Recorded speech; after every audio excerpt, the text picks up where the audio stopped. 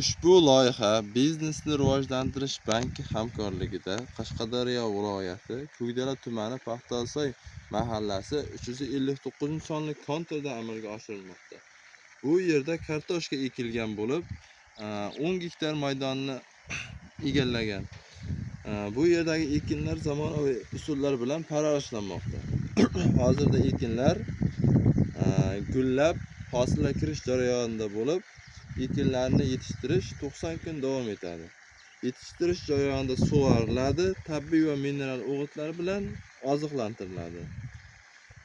Xo'sh, ishchilar hozirda dalada mana ishlashmoqda. Ushbu loyihaga 10 ta dehqon xo'jaligi biriktirilgan bo'lib, har bir dehqon uchun o'rtacha 1 gektardan yer maydoni to'g'ri kelmoqda.